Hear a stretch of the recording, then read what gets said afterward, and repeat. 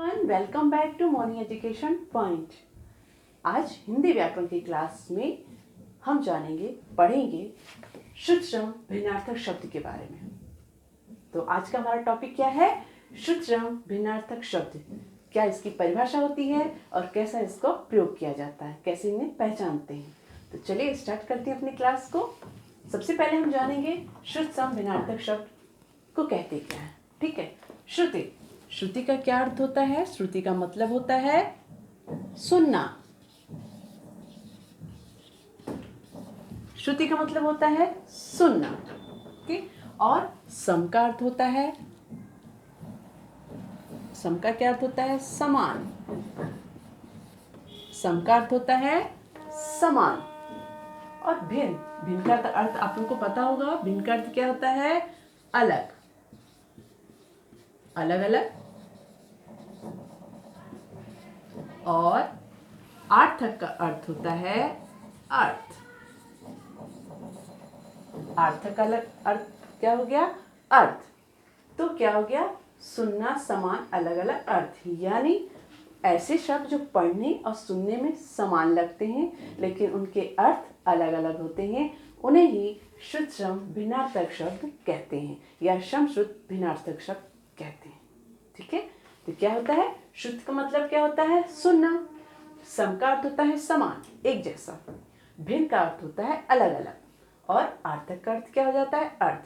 तो सुनने और पढ़ने में जो हमें एक जैसे शब्द लगते हैं, उनका जिनका उच्चारण हमें लगता है कि हाँ एक जैसा है, लेकिन उनके अर्थ अलग अलग होते हैं, उन्हें ही कहते हैं शुद्ध श्रम भिन्नार्थक शब्द। ठीक है, तो चलिए अब इसकी परिभाषा को देख लेते हैं कि शुद्ध श्रम भिन्नार्थक शब्द की क्या परिभाषा है। वे शब्द जो पढ़ने व सुनने में एक समान प्रतीत होते हैं। वे शब्द जो सुनने और पढ़ने में एक समान प्रतीत होते हैं परंतु उनके अर्थ में भिन्नता होती है, यानी उनके अर्थ अलग अलग होते हैं, उन्हें शुद्ध श्रम भिन्नार्थक शब्द कहते हैं। उन्हें क्या कहते हैं? उन्हें शुद्ध श्रम भिन्नार्थक शब्द कहते हैं। ऐसे शब्द जो पढ़ने और सुनने में एक समान प्रतीत होते हैं, जो हम पढ़ते हैं सुनते हैं तो हमें लग रहा है हाँ एक जैसे शब्द हैं, लेकिन उनके अर्थ अलग अलग होते हैं, उन्हें ही शुद्ध श्रम भिन्नार्थक शब्द कहते हैं। जैसे उदाहरण देखिए, यहाँ पे क्या है? और यहाँ और। देखिए, सुनने में और, बाहर बाहर, अंदर अंतर, लग रहे हैं ना एक जैसे? और बाहर बाहर, अंदर अंतर। तो ये देखिए शब्द हमें सुनने में एक जैसे समान प्रतीत हो रहे हैं, एक समान प्रतीत हो रहे हैं। अब इनके अर्थ को देख लेते हैं। यहाँ और का मतलब होता है तथा या अधिक। जैसे वाक्य कि हाँ, वाक्य बनाते हैं छोटा सा कि हाँ मुझे बिस्कुट एक और दे दो, एक और बिस्कुट मुझे दे दो, बोलते हैं ना। तो हमने क्या यूज़ किया? और मैंने अधिक, मतलब एक और अधिक बिस्कुट मुझे दे दो। अब यहाँ पे और क्या हो गया? दिशा। यहाँ और का मतलब होता है तथा या अधिक, यहाँ पे और का मतलब होता है दिशा। जब हम किसी को कोई दिशा बता रहे हैं ना कि आप उस तरफ चले जाइए या उस ओर चले जाइए बोलते हैं, तब हम इस शब्द का प्रयोग करते हैं। देखिए अंतर हुआ, सुनने में एक जैसे लग रहे थे लेकिन यहाँ पे अर्थ क्या हो गया? अलग अलग हो गया। यहाँ और का मतलब हो गया अधिक और यहाँ पे और का मतलब हो गया दिशा।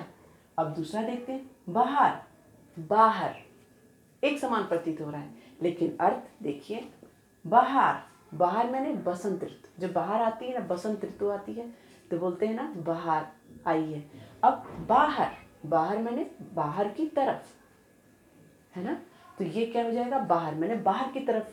देखिए जैसे वाक्य बनाए कि देखो बाहर की तरफ, देखो तुम्हारी गेंद पड़ी होगी, यानी घर के बाहर बोलते हैं ना, देखो बाहर की तरफ। तो इस बाहर का मतलब हो गया बाहर की तरफ, और इस बाहर का मतलब हो गया बसंत ऋतु। अब नेक्स्ट है अंदर और अंतर।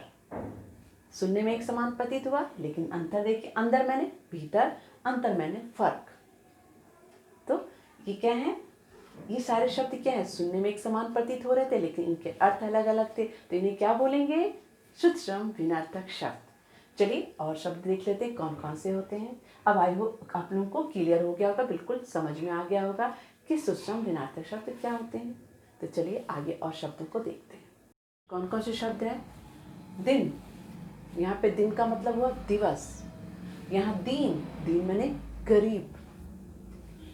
सजा, यहाँ पे सजा हुआ यानी सजावट। जैसे उदाहरण दे कि हाँ उसका घर बहुत सजा हुआ है, तो यहाँ पे सजा हुआ का मतलब क्या हो गया? सजावट। और यहाँ पे सजा, सजा का मतलब होता है दंड, जब किसी को पनिश करते हैं। ठीक। अचार, अचार, आचार।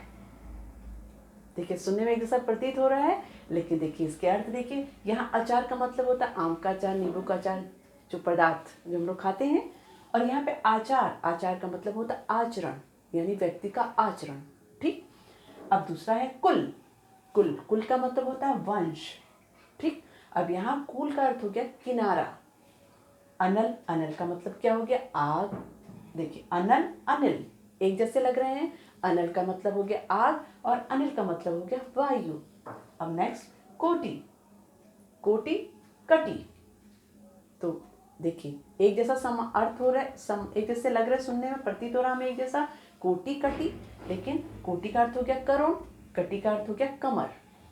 कपट, कपट और कपाट। कपट मैंने धोखा और कपाट मैंने दरवाज़ा। जैसे आप लोगों ने देखा होगा, हम लोग सुनते हैं ना, बद्रीनाथ के कपाट बंद कर दिए गए, तो वहाँ कपाट का क्या मतलब होता है? दरवाज़ा। और कपट, कपट का मैंने धोखा, कपट और कपाट। तो ये क्या है? अर्थ हमें क्या हो रहे हैं? सुनने में एक जैसे प्रतीत हो रहे हैं, लेकिन अर्थ अलग अलग हो रहे हैं। ये देव, देव। यहाँ देव का मतलब क्या हो गया? देवता, भगवान के बारे में बात हुई। यहाँ देव मैंने भाग्य। ठीक।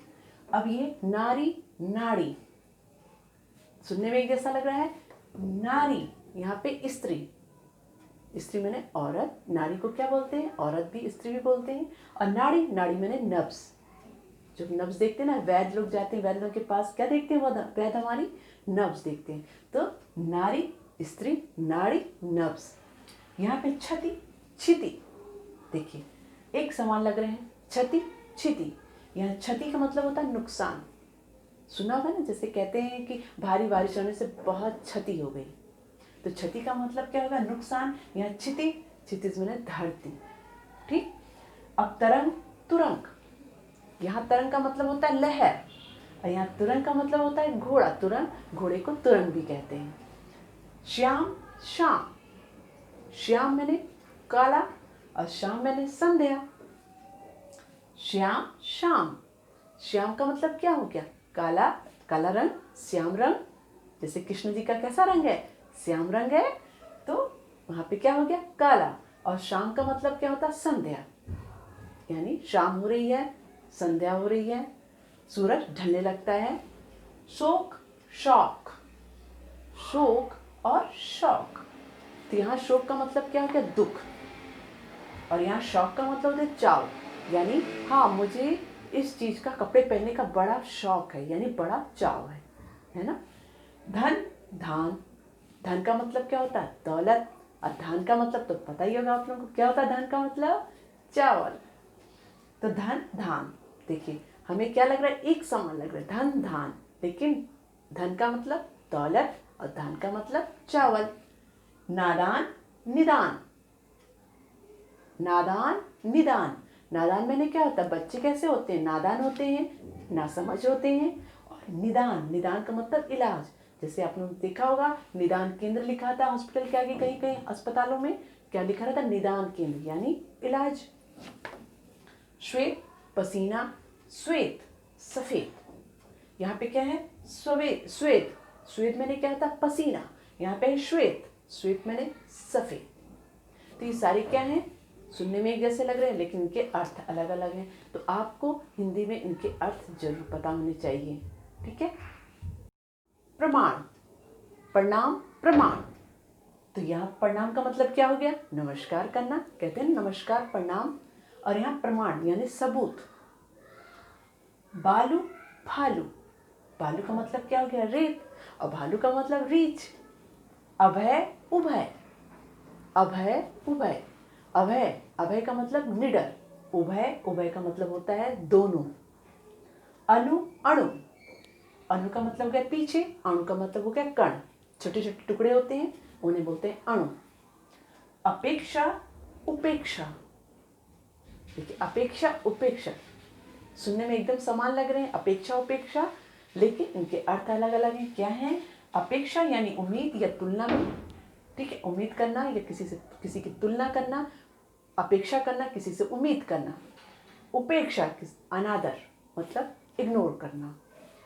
दिशा दशा, यहाँ पे एक दिशा का मतलब होता है तरफ और दशा का मतलब हो गया हालत, कि कैसी उसकी दशा है, उसकी दशा बहुत खराब है, तो वहाँ किसकी बात करते हैं, हालत की। चिर चिर, चिर का मतलब हो गया, चिर का मतलब हो गया देर और चिर का मतलब क्या हो गया, वस्त्र। जलज जलद, जलज का मतलब कमल, जलद का मतलब बादल। तो ये सारे शब्द कैसे कौन से थे, ये सारे शब्द हमारे थे शुद्ध श्रम भिन्नार्थक शब्द, जो सुनने और बोलने में एक समान लग रहे हैं लेकिन इनके अर्थ क्या क्या अलग अलग होते हैं। तो ये क्या कहलाते हैं, शुद्ध श्रम भिन्नार्थक शब्द कहलाते हैं। तो आई होप कि आप लोगों को अच्छे से ये समझ में आ गया होगा कि ये कौन कौन से शब्द होते हैं। और सबसे पहले हमें हिंदी में इनके अर्थ जरूर पता होने चाहिए। अगर हमारे अर्थ पता होंगे तो हम उन्हें अंतर को फटाफट उनको समझ पाएंगे। ठीक है, तो यहाँ पे मैंने आपको काफ़ी शब्द बताए हैं, आप उनको ध्यान से देखिएगा, पढ़िएगा और उनको समझिएगा। आगे की क्लास, आज की क्लास को मैं यहाँ ओवर करती हूँ। अगली क्लास से फिर से मिलते हैं एक नए टॉपिक के साथ। अगर आपको मेरा ये वीडियो अच्छा लगता है तो प्लीज़ इसे लाइक एंड सब्सक्राइब करना मत भूलिएगा। Okay, thank you so much.